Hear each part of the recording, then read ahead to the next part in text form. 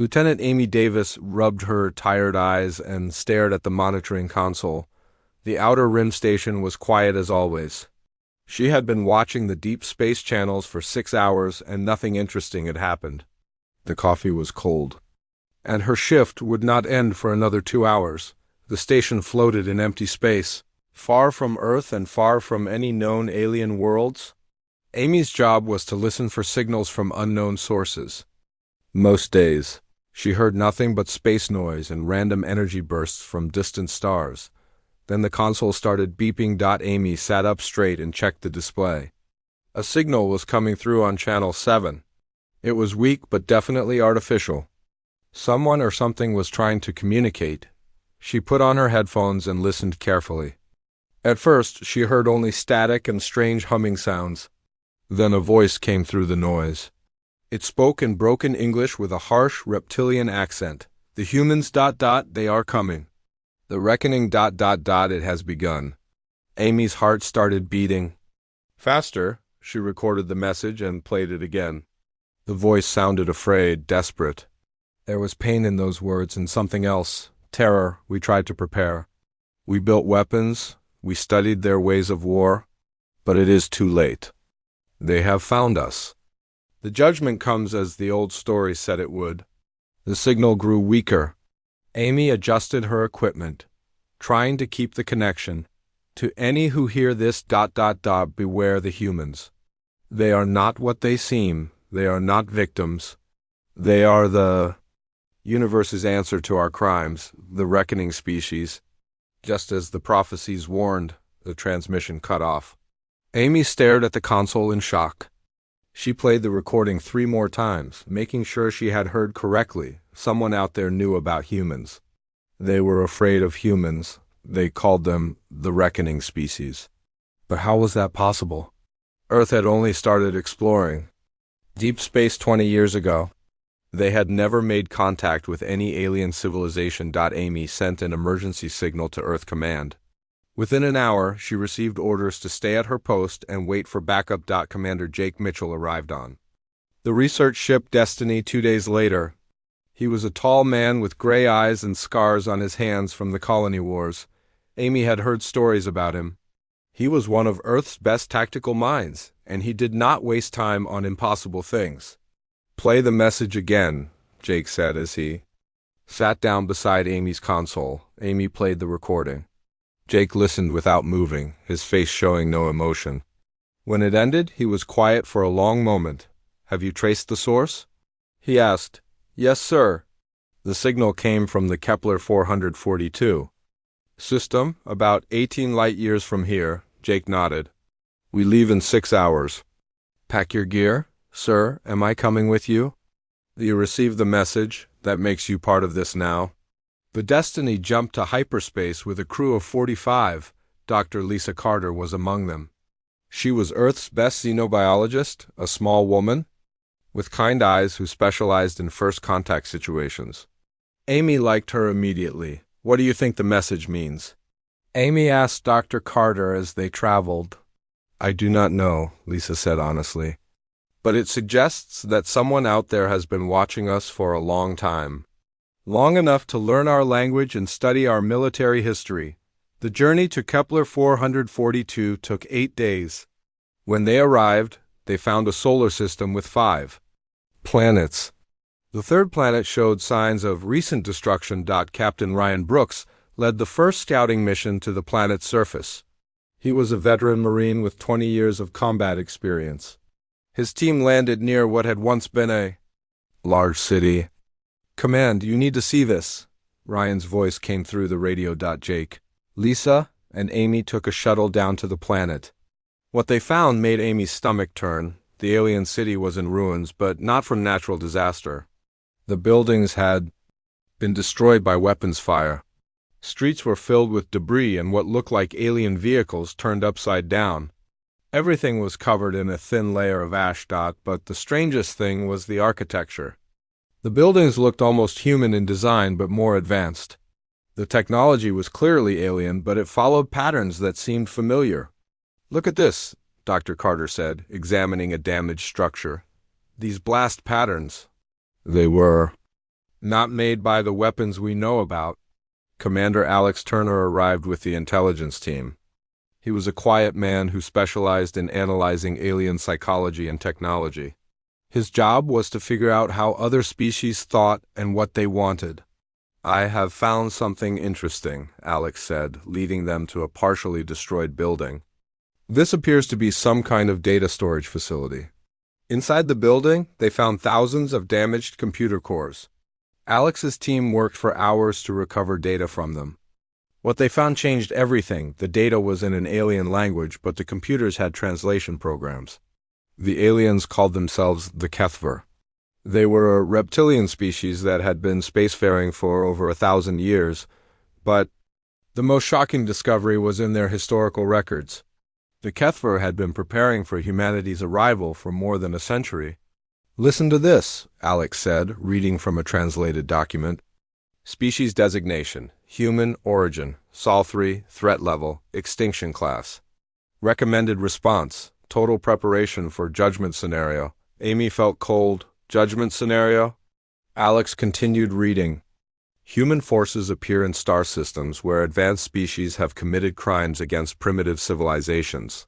Pattern consistent across 847 documented cases. No known survivors of human judgment." Dr. Carter looked confused. "That is impossible. Earth has only had space travel for 20 years. We have never contacted other species before this." "According to this data, we have," Jake said grimly. "We just did not know about it." Alex found more files. The HFY had detailed records of human military tactics, weapons, and even human psychology. They had been studying Earth for decades, preparing for the day humans would come to their world. Why would they think we are coming to judge them? Amy asked. The answer came from Major Steve Parker, the team's reconnaissance expert. He had been exploring the underground areas of the city and found something that made everyone go silent: underground bunkers. Thousands of them. Each one filled with weapons designed specifically to fight humans. The HFY had built an entire military infrastructure based on stopping a human invasion, but there was more. In the deepest bunker, Steve found a room filled with what looked like shrines. Each shrine contained pictures and data about a different alien species. Hundreds of species, all marked as extinct or eliminated. Dr. Carter studied the shrines carefully. These species, they were all primitive when they were destroyed. Pre-spaceflight civilizations. The HFY killed them? Amy asked. According to these records, yes. Over the past 500 years, the HFY have destroyed or enslaved 127 different species. Jake stood in the center of the shrine room, looking at the pictures of extinct alien races. His face was hard as stone. "Now I understand," he said, quietly, "the message we received. The fear in that alien's voice. They were not afraid of us because we are conquerors." "Then why?" Amy asked. Jake turned to look at her. "They were afraid because they know what they have done, and somehow they know that we are here to make sure they pay for it." The implications hit Amy like a physical blow. Humanity was not exploring space randomly. They were not the victims of some cosmic conspiracy. They were something else entirely. They were the consequence. Leonardo AI image description: a vast alien. City in ruins under a dark sky, with destroyed reptilian architecture and scattered debris. Human soldiers in futuristic military gear exploring the wreckage, their silhouettes visible against the devastation. In the foreground, a female communications officer with a concerned expression stands next to damaged alien technology, while, in the background, a male commander surveys the destruction. The scene has a somber, post-apocalyptic atmosphere with ash falling like snow, and alien symbols glowing faintly on broken structures. The lighting is dramatic with muted colors of gray, blue, and amber, suggesting both mystery and impending judgment. Dr. Lisa Carter worked through the night, trying to decode more alien communications from the damaged HFY computers. The translation programs were slowly revealing the full scope of humanity's galactic reputation. What she found made her hands shake. The HFY had not just been preparing for humanity's arrival. They had been spreading warnings about humans across their entire region of space. For over 200 years, they had been telling other alien species about the coming of the human reckoning. "Jake, you need to see this," Lisa called out as Commander Mitchell entered the temporary research station they had set up in the ruins. Jake sat down beside her and looked at the translated text on her screen. The document was titled Emergency Protocols for Human Contact and was dated 50 years ago. "When the humans arrive," Jake read aloud, "do not resist. Do not fight. Do not run. They are not conquerors seeking territory or resources. They are nature's response to cosmic injustice. If they have come to your world, it means you have gone too far. Accept judgment with dignity." Lisa scrolled down to show more text. "There are hundreds of these documents, Jake. The HFY have been teaching their children about humans for generations. They describe us as a force of nature, like storms or earthquakes, but with purpose." Commander Alex Turner had been analyzing intelligence reports from multiple HFY databases. His findings were even more disturbing. He found Jake and Lisa in the research station and spread his data tablets across the table. "I have been studying their historical records," Alex said quietly. "The pattern is exactly what we feared. Multiple alien species have been committing genocide against primitive worlds for thousands of years. They enslave entire civilizations, destroy ecosystems, and eliminate species that cannot defend themselves." Alex pointed to a star map covered in red markers. Each red dot represents a star system where an advanced species destroyed or enslaved a primitive one. "The pattern is always the same. After their crimes reach a certain point, humans somehow appear in their space." Jake studied the map. There were hundreds of red dots scattered across a vast region of the galaxy. "How long has this been happening?" "According to their records, the first human intervention happened 800 years ago, long before Earth had any space technology." Lisa felt a chill run down her spine. "That is impossible. 800 years ago, humans were still using wooden ships on Earth's oceans." "I know," Alex said, "but the records are clear. Human forces have been appearing throughout this galaxy sector for centuries, always after local tyrants have gone too far." Major Steve Parker had been exploring more of the underground bunkers. He returned to the research station with a grim expression and a data storage device. "I found something in the deepest bunker," Steve said, connecting the device to their computers. "The HFY have been keeping detailed records of every human intervention they know about." The files that appeared on screen made everyone go silent. There were reports from dozens of different alien species, all describing encounters with human forces. The reports spanned hundreds of years and thousands of light years. "Look at this one," Steve said, opening a file dated 300 years ago. "It is from a species called the Vortak. They had been enslaving primitive worlds for centuries. Then human ships appeared in their home system. Within a month, their entire military was destroyed and their government overthrown." Amy Davis, who had been listening quietly, asked the question they were all thinking. What happened to the Vortak after that? Steve opened another file. "They still exist, but they stopped enslaving other species. In fact, they became one of the most peaceful civilizations in their region. The humans did not destroy them. They just stopped them." Dr. Carter found more reports with similar patterns. Zek Mori had been conducting experiments on sentient species. Human forces arrived and shut down their research facilities but left the population alive. The Nalgorian Empire had been strip mining inhabited worlds. Humans came and forced them to restore the damaged planets. "None of these species were completely destroyed," Lisa observed. "The humans stopped their crimes but let them continue existing," Alex nodded. "It seems that humans do not come as destroyers, they come as correctors." That evening, as the team continued their research, they received an encrypted transmission from Earth. General Kate Williams appeared on their communication screen. She was a stern woman with gray hair and tired eyes who had been leading Earth's military for 15 years. "Commander Mitchell," General Williams said, I need to speak with your team privately. What I am about to tell you is classified at the highest level. Jake gathered everyone around the communication console. General Williams waited until she was sure they were alone before speaking. Earth's leadership has known about our role in space for decades, she said quietly.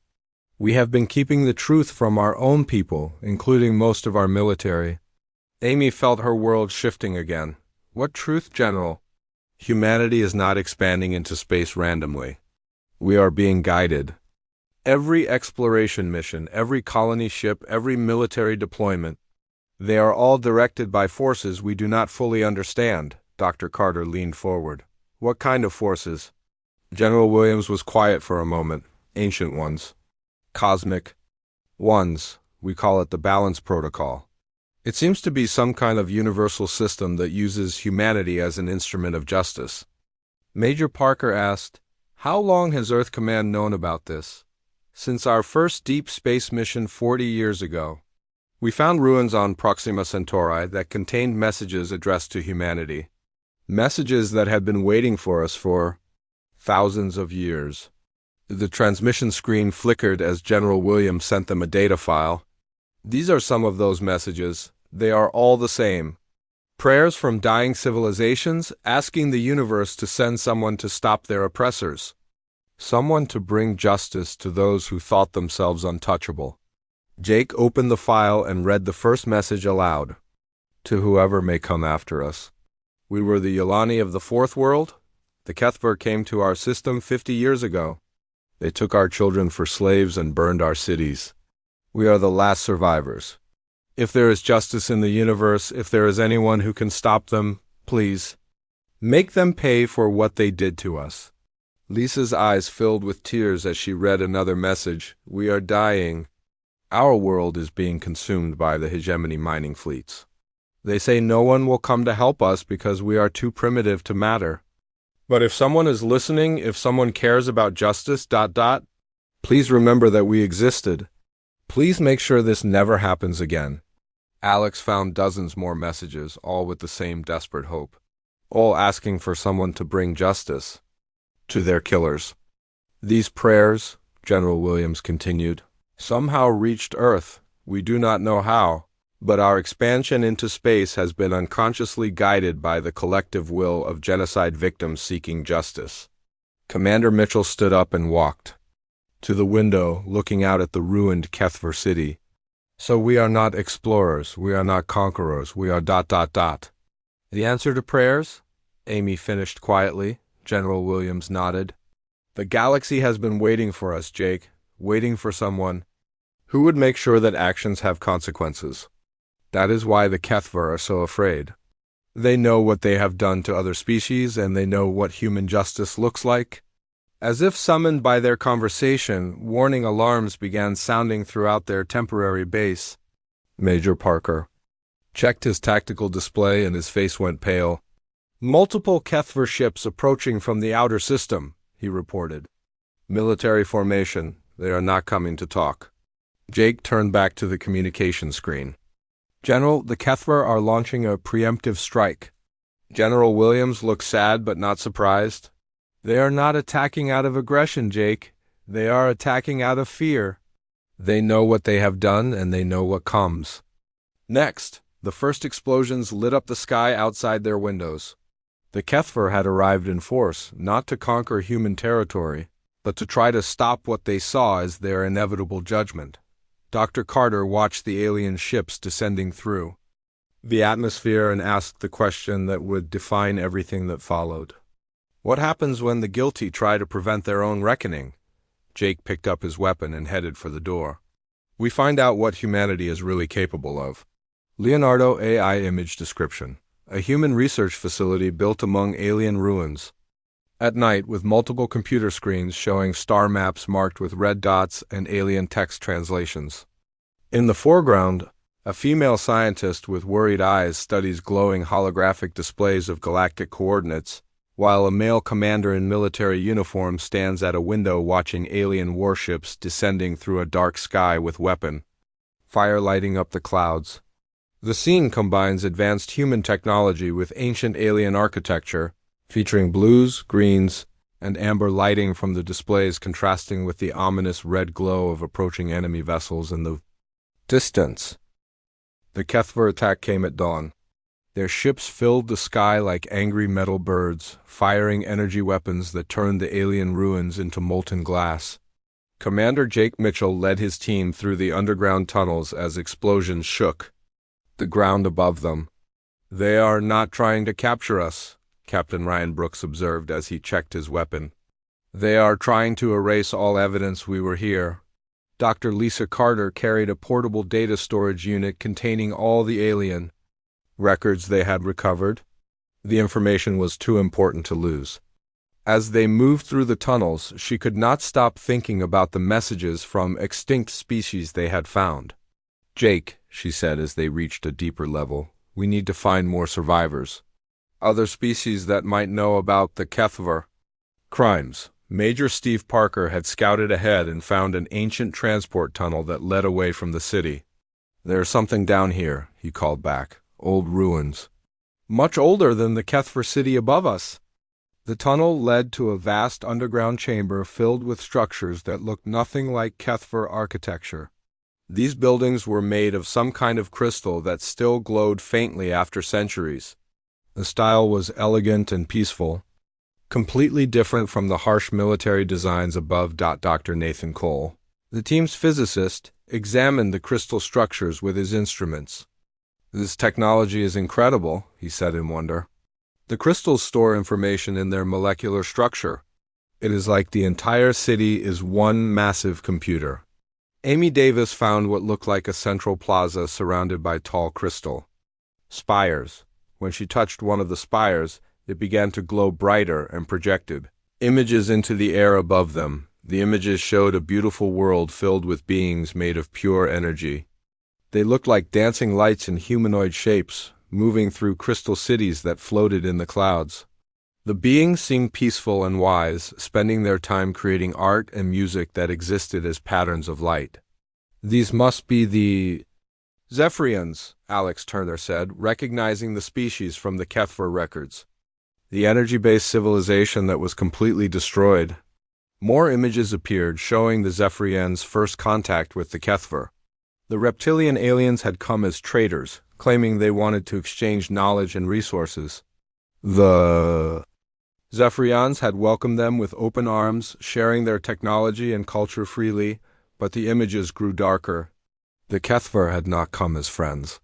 They had studied Zephyrian technology, learned their weaknesses, and then returned with weapons designed specifically to disrupt energy-based life forms. The final images showed Zephyrian cities falling silent as their people were drained of life force to power. Kethver machines. Lisa wiped tears from her eyes as she watched the last Zephyrian survivors gathering in this underground shelter. They had preserved their entire history in the crystal computers, along with something else. A message addressed to whoever might find them. The message played in the Zephyrian language, but the crystals somehow translated it directly into human minds. The words appeared as thoughts rather than sounds. "To those who find this record," the message began, "we are the last of the Zephyrians. Our cities are dark, our people are gone, and our murderers celebrate their victory above us. We have failed to stop the cycle of strong preying upon weak. But we leave this final prayer in the cosmic winds. Let there be justice. Let there be someone who will make the killers face consequences for their actions. Let there be a reckoning." Jake felt a strange sensation in his chest as the message continued. "We call upon the universe itself to send protectors for the innocent, judges for the guilty, and hope for the hopeless. If such beings exist, if they can hear our final words, please come. Please make sure this never happens again." The crystal went dark, but the team stood in silence for a long moment. They had just witnessed the prayers that had somehow reached Earth and guided humanity into space. Commander Alex Turner found another crystal that contained records of other extinct species. The Veltari had been a race of peaceful scholars who were enslaved by the Kethver and worked to death in mining colonies. The Morandis had been aquatic beings whose entire ocean world was drained to fuel Kethver industrial expansion. "There are dozens of them," Alex said quietly. All destroyed by the Kethver over the past 500 years. And these are just the ones they kept records of. Dr. Cole made another discovery that changed everything. Hidden in the deepest crystal archives, he found evidence that the Kethver were not working alone. They were part of something much larger and more terrible. Look at this, Nathan said, projecting images from the crystal computers. The Kethver reports to an organization called the Hegemony. It appears to be a multi-species alliance that has controlled this region of the galaxy for thousands of years. The images showed representatives of dozens of different alien species meeting in massive space stations. They had created a system where advanced civilizations could prey on primitive ones without consequence. The hegemony provided protection and resources to species that brought them tribute taken from conquered worlds. It is like a cosmic protection racket, Ryan observed. The hegemony allows member species to commit genocide as long as they share the profits. Lisa studied the organizational charts that appeared in the crystal displays. The Kethver are not the real enemy. They are middle management in a vast criminal empire. Jake realized the true scope of what they were facing. How many species are part of this hegemony? Alex counted the symbols on the display. At least 47 different civilizations. They have been operating for over 3,000 years. Amy found records of the hegemony's expansion across the galaxy. They had perfected a system of identifying primitive worlds, allowing member species to conquer them, and then dividing the resources among the alliance. Any species that tried to resist or expose their crimes was quickly destroyed. But something changed about 800 years ago, Nathan observed, finding older records. The first human intervention. A hegemony member species called the Kardesh had wiped out 12 primitive civilizations in one sector. Then human ships appeared and destroyed their entire fleet. The crystal records showed that the hegemony had initially dismissed the human intervention as a random event, but then it happened again and again.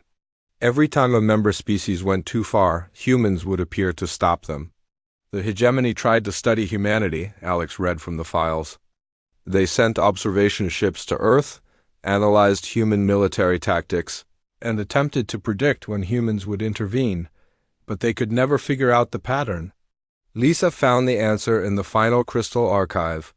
The hegemony had eventually realized that human interventions were not random military actions. They were responses to something the hegemony could not understand or control. The prayers, she said softly. Every time a species was about to be completely destroyed, their final prayers for justice somehow reached Earth. The hegemony could not predict human actions because they did not understand that humans were answering calls for help from dying civilizations. Major Parker received a communication from the surface. Commander, the Kethver bombardment has stopped. But our sensors are picking up massive energy signatures approaching the system. Jake activated his communication device. What kind of energy signatures? Hegemony fleet signatures, sir? At least 50 ships, the biggest ones we have ever seen. Dr. Carter looked at the crystal displays still showing images of extinct civilizations. They know we found the truth about their crimes. Alex checked his tactical computer. A fleet that size could destroy this entire planet.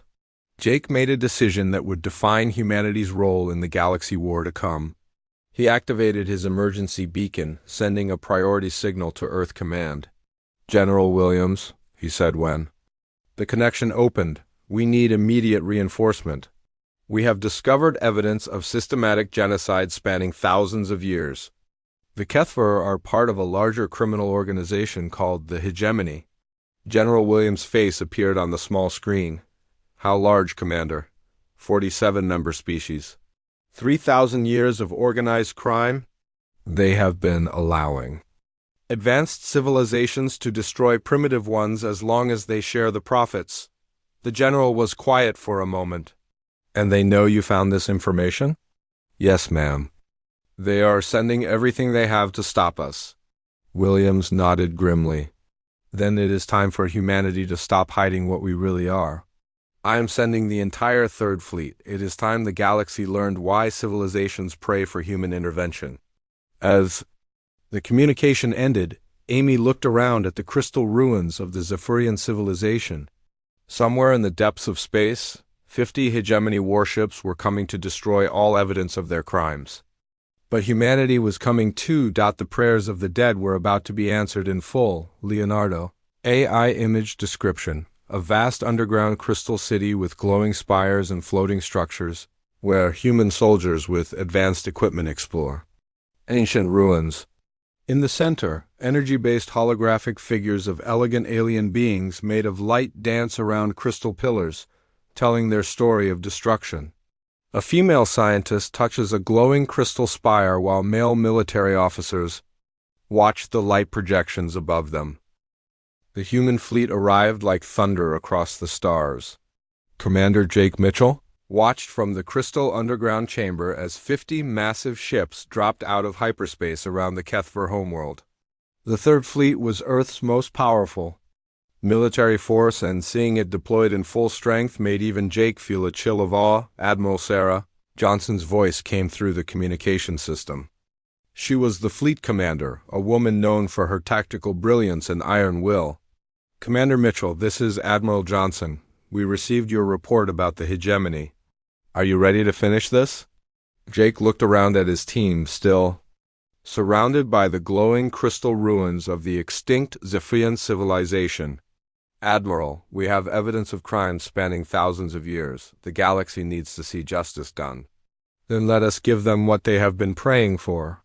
The hegemony fleet had been waiting on the far side of the system. 50 alien warships of different designs, representing the various species that made up their criminal alliance. Each ship was larger than anything Earth had ever built, armed with weapons that could destroy entire planets, but as the human fleet took position, something strange happened.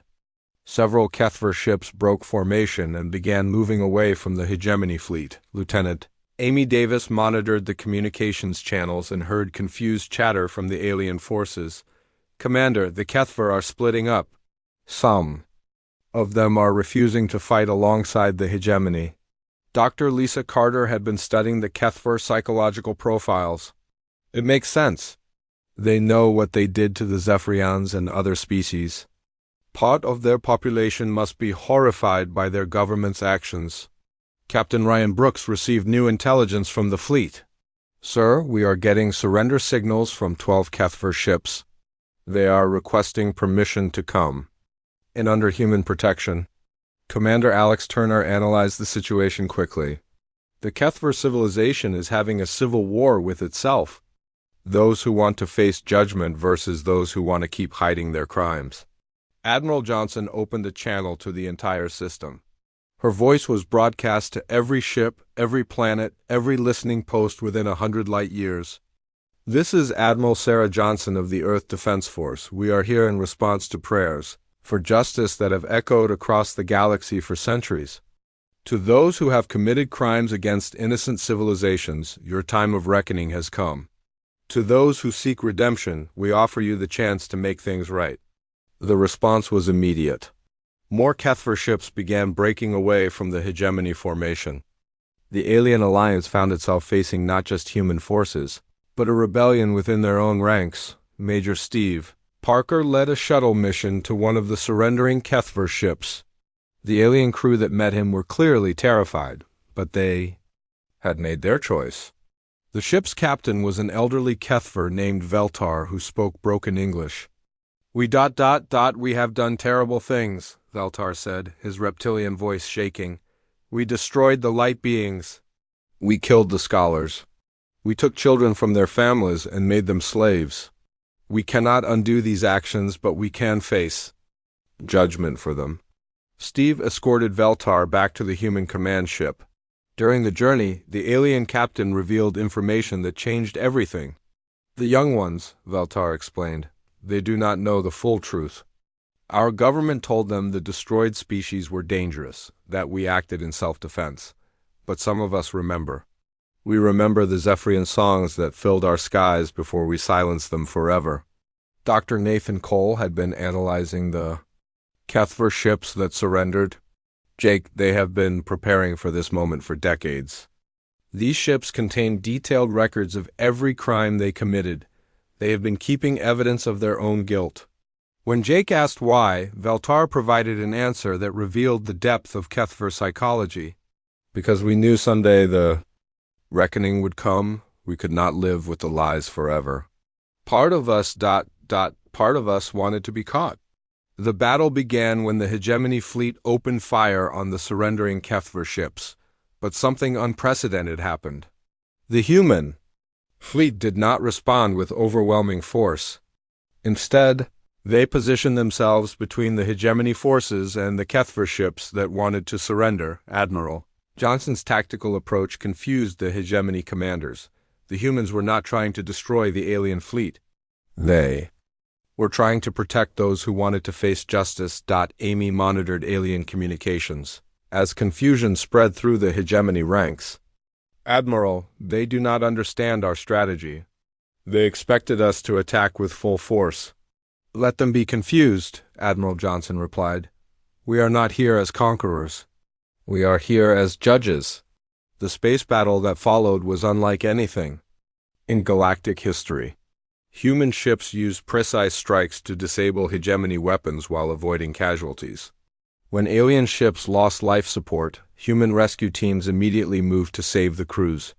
When Hegemony forces tried to destroy evidence of their crimes, human forces protected the data storage facilities. Dark Carter found herself aboard a captured Hegemony command ship, working with alien prisoners who were eager to confess their crimes.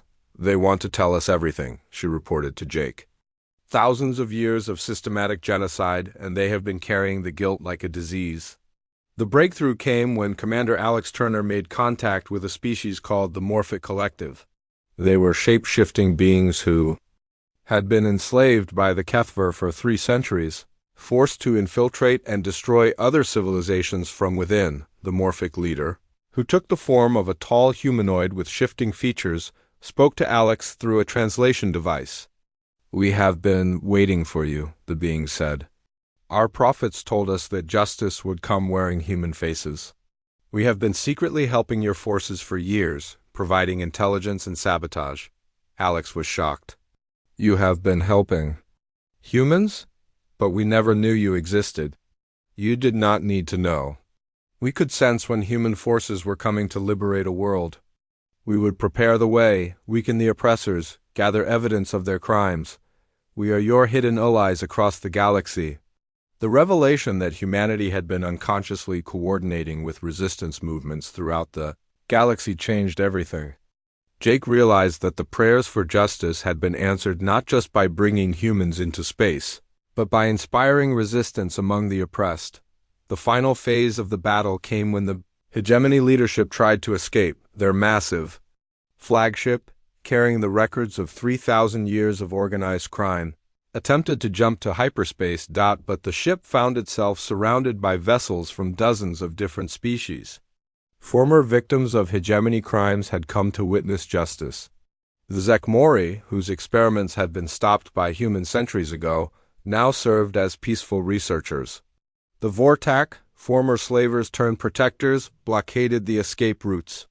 This is Captain Morden of the redeemed Vortak fleet, came a transmission. In the name of all those we once wronged, we stand with humanity. There will be no escape from justice today. Admiral Johnson opened a final communication to the Hegemony flagship. This is your last chance to surrender. Face judgment with dignity, or be judged by force. The Hegemony ship powered down its weapons. Its commander, a being from a species that had been committing genocide for millennia, sent a simple message in return. We surrender. We are ready to face the consequences of our actions. As alien after alien came forward to confess their crimes and seek redemption, Amy realized something profound. The galaxy had not just been waiting for someone to stop the Hegemony. It had been waiting for someone to show them that change was possible. Jake stood on the bridge of the human flagship, watching as former enemies worked together to catalog centuries of crimes and plan for restoration. The reckoning had begun, but it was not the violent destruction the aliens had feared. It was the chance for redemption they had never dared to hope for. Leonardo. AI image description. A massive space battle scene with human warships protecting, surrendering alien vessels from attacking hegemony forces. In the foreground, a large human command ship with sleek design hovers between enemy fire and a group of reptilian alien ships displaying surrender signals. Explosions light up the starfield while human rescue shuttles move between damaged vessels. In the background, dozens of different alien ship designs from various species converge on the scene, some fighting alongside humans, others surrendering. The scene has dramatic lighting with blue engine trails, orange weapon fire, and the cold light of distant stars creating an epic space warfare atmosphere. 6 months after the Great Battle, Commander Jake Mitchell stood in what had once been a HFY military headquarters. Now it served as the Galactic Justice Center, where representatives from dozens of species worked together to rebuild what had been destroyed. The HFY civilization had split into 2 groups, just as Jake had predicted.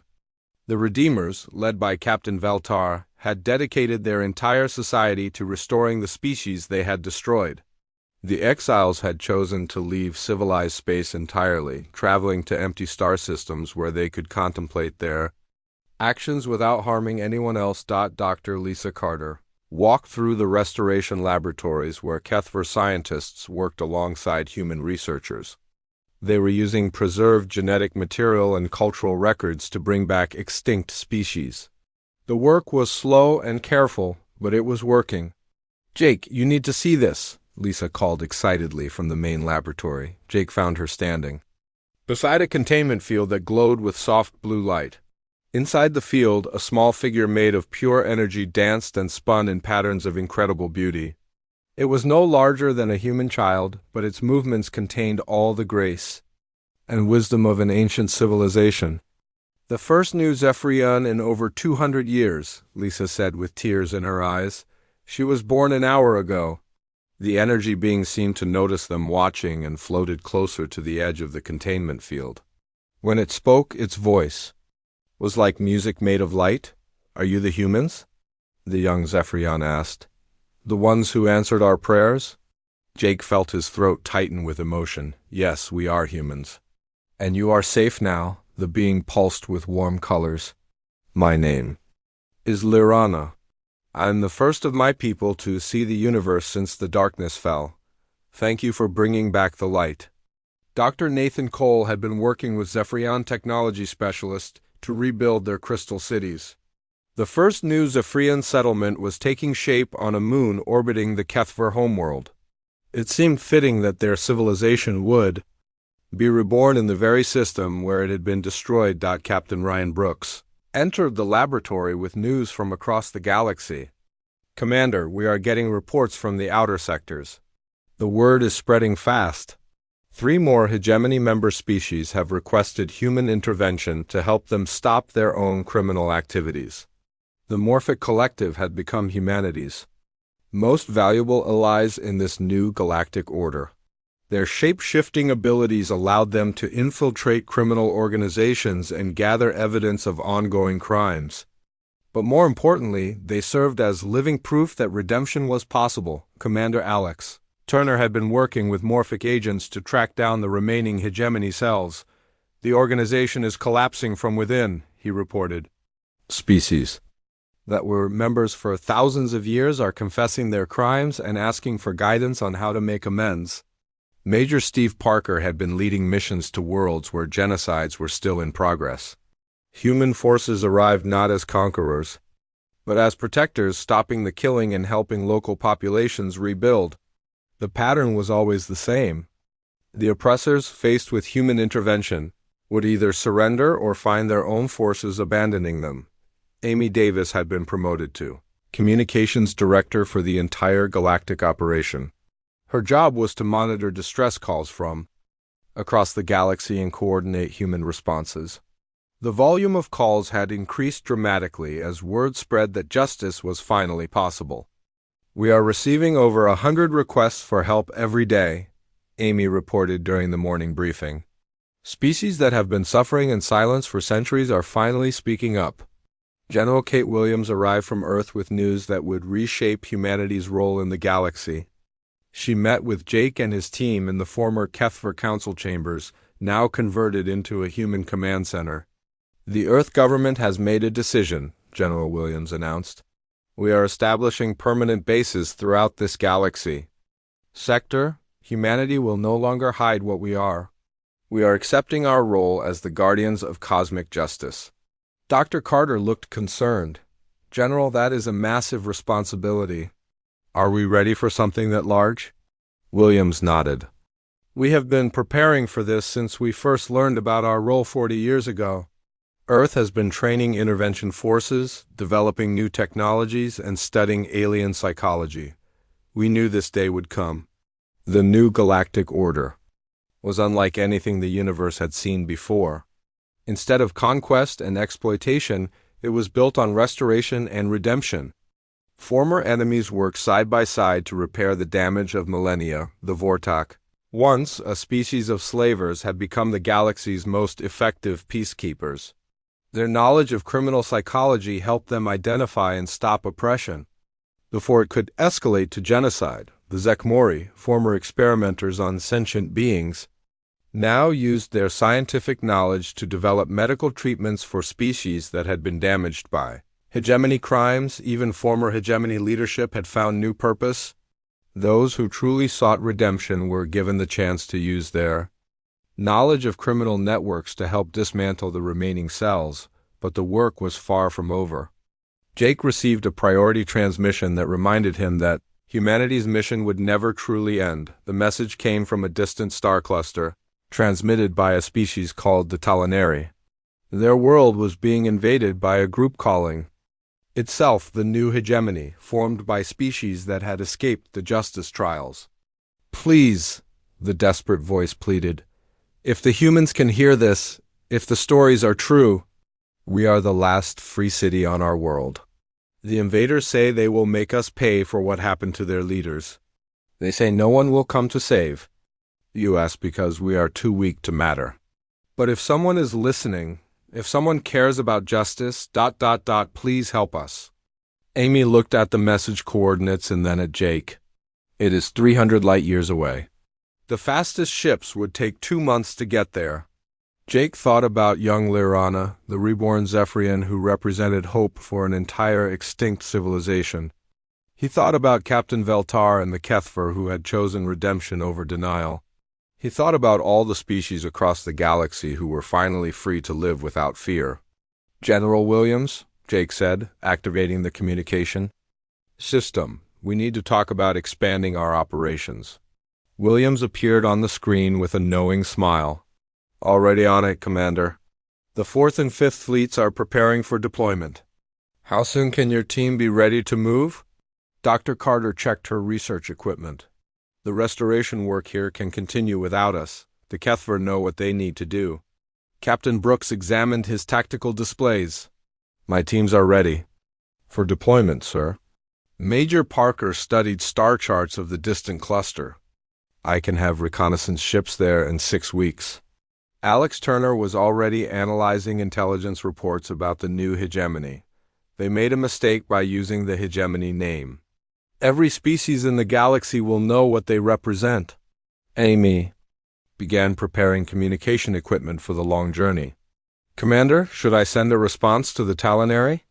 Jake looked around at his team, the people who had discovered humanity's true purpose among the stars. They had started as explorers and become something much more important.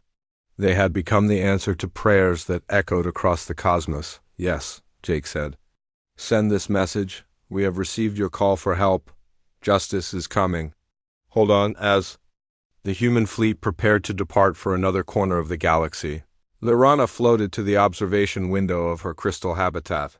The young Zephyrian watched the ships rise into space and spoke a blessing in her ancient language. The crystals throughout the station glowed brighter as they translated her words. Go with the light of justice, protectors of the innocent, may your journey bring hope to the hopeless and consequences to those who think themselves beyond judgment. Jake felt the familiar weight of responsibility settling on his shoulders.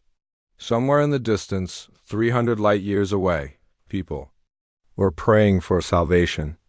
And humanity would answer, just as they always had. As the fleet jumped to hyperspace, Amy's voice echoed across all the ships in the formation.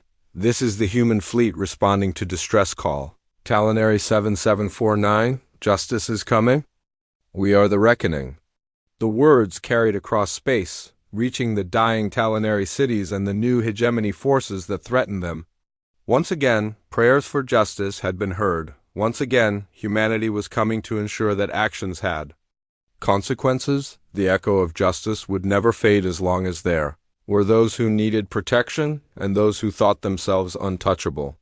Humanity had found its purpose among the stars, and that purpose was eternal. Leonardo AI image description: a massive space station built from crystal and metal architecture where humans and various alien species work together in harmony.